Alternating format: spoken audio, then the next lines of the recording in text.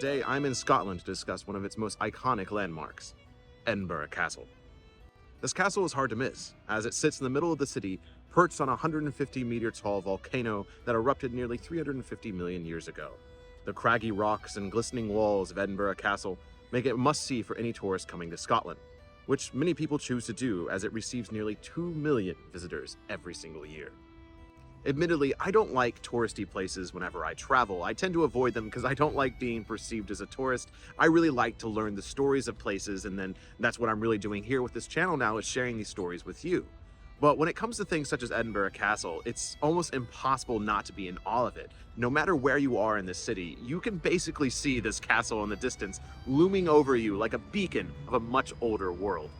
From what we know, some form of castle or royal residence has sat on this hill since around the 11th century. However, the Romans actually did mention a location similar to this. I believe it was the geographer Ptolemy that created a map of this area that is still very popular and famous today because it was how the Romans saw the British Isles. And on this map, he talks about a place called Alauna, which translates to rock place. Now, there are admittedly a lot of rocky hills across Scotland, so it's hard to say for sure if this same Alauna was the same hill that stands behind me here. But what I think makes people draw conclusions that this is the same hill that Ptolemy was talking about is the name, as it's very similar to the name today. And the name of the hill that actually Edinburgh Castle sits on is called Rock Castle. Furthermore, there is a possible reference to the Rock Castle here in the poem goodle Odin, which describes a place called Den Iden, which also means the stronghold of Iden. This is actually the namesake of Edinburgh today. I should also mention at this point that I'm probably going to butcher a lot of the pronunciations of things across this video channel. As best I can, I try to find them and I can speak to somebody, so I apologize for that, but please just bear with me.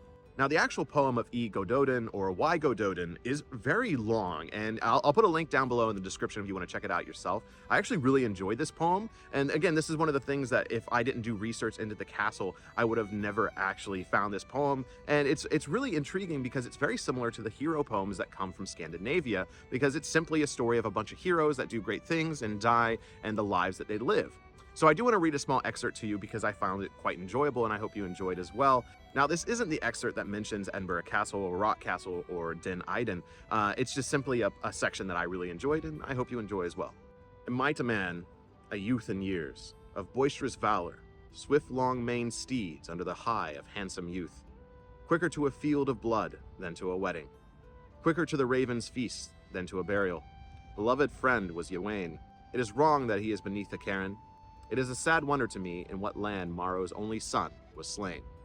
So, I mean, the reason I wanted to read that to you, again, it's like very beautiful. I wish I had a beautiful Scottish accent I could read this to you in, or knew someone with a beautiful Scottish accent that would read this. I should just go up to random people on the street and ask this. But regardless, I think it's a really beautiful poem that just, again, kind of shows the soul of this region, and especially of that time it was written. Now, Castle Rock itself is a volcanic eruption that happened 350 million years ago that created the very unique craggy formation that Edinburgh Castle sits on today. Now, what makes this spot so favorable to so many people throughout history, of course, is the fortification aspect, as there's really only one side that the castle can be approached from. And so, over the course of history, people have built fortifications here. Now, the earliest example of fortifications built on the castle come from around the Bronze Age, but it's still up for debate how early people were actually settling on Castle Rock. The most concrete evidence comes from the Iron Age, where they have done excavations that have revealed that this site was used around that time.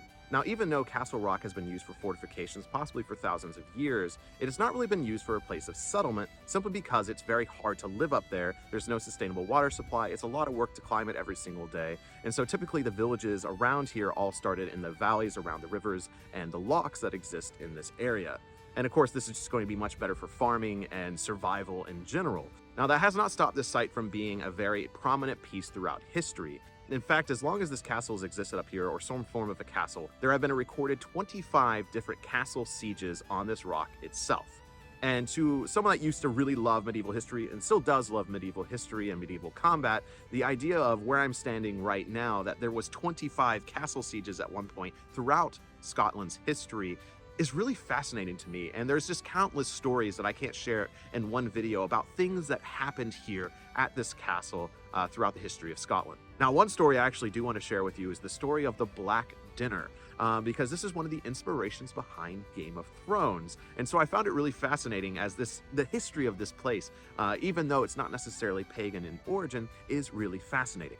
King James II was a boy king under Archibald Douglas. And when Archibald Douglas died, the power was shifted among 3 different people in the realm: William Crichton, Alexander Livingston, and James Douglas. Now, there was a problem with the Douglas clan at this time, and these 3 men wanted to maintain power among the families, and so they invited a very young William Douglas and his company to the castle for a dinner, and when they all arrived, a black bull's head was presented to William, and this signified death, and afterwards the entire party was brought outside and then given false accusations of treason and were beheaded on the spot. Now, of course, there is a lot of legend and story behind this and a few different interpretations and versions, but for the most part, it seems like the story leads to them dying in the end. And so this is a very bloody moment in this castle, and the fact that it happened right behind me here. And this is just a symbol of Scotland in general. There's a very dark history and past here to a lot of the stories. There's been a lot of war and bloodshed on this soil. Despite all these stories that exist around this castle, I could find no evidence of a pagan past or anything pagan that happened here. Now, a close by hill, a close by mountain, titled Arthur's Seat today, was a possible site for ancient Beltane festivals, and this is a place I do intend exploring in a future video.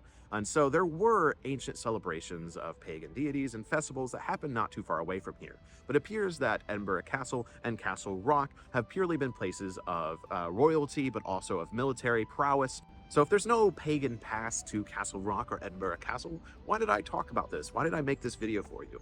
Well, one, history is interesting. The story of Scotland is interesting and complex, and that's part of the ancestral lineage that exists here. Even if it's not necessarily pagan in origin, the stories around a country and a people group is part of understanding ancestry, and part of understanding paganism is understanding the stories of the past. 350 million years ago, a volcano erupted, creating Castle Rock.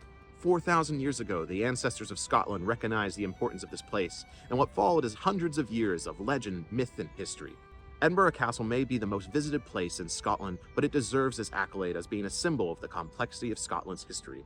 We may not know the full story going back thousands of years, and I would love to know what happened around this area thousands of years ago, and maybe I'll find some more information for you. So if you want to find out what that information is when I do find it, please make sure you subscribe to this channel, as I will be exploring all across Scotland and the UK, as well as all of Northern Europe, in order to bring you these very unique stories throughout history and very beautiful and wonderful ways. Thank you very much for joining me, and I'll see you in the next adventure here at the Wisdom of Odin.